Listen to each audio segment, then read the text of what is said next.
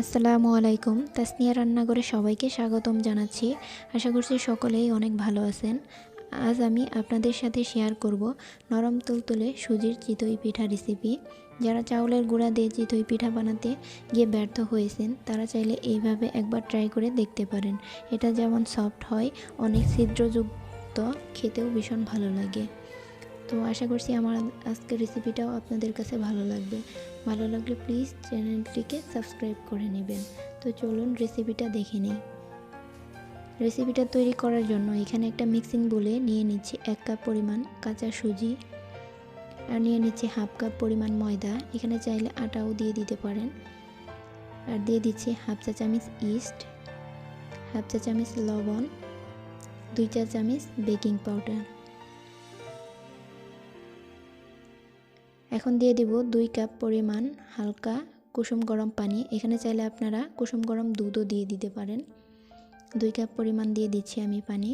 এখন একটা চামচ দিয়ে ভালো করে মিশিয়ে নিব।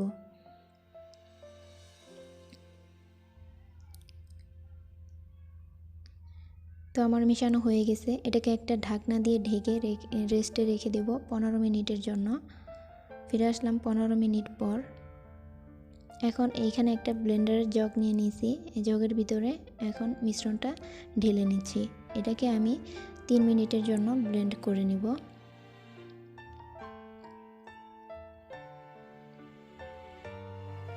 এখন ঢাকনাটা লাগিয়ে নিচ্ছি।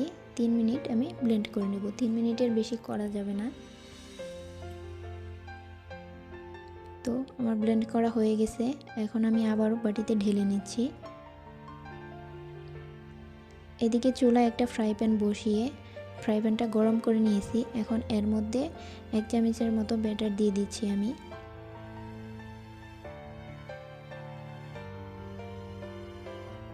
দিয়ে এক পাশটা আমি 2 মিনিটের মতো ভেজে নিব। 2 মিনিট আমি অপেক্ষা করব।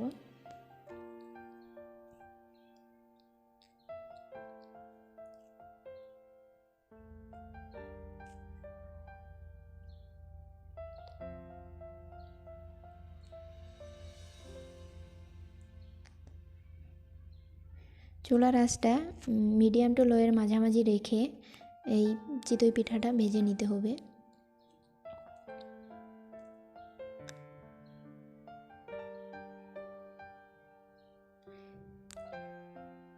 দুই মিনিট পর এখন আমি এই চিতই পিঠাটা আমি উল্টিয়ে দিব।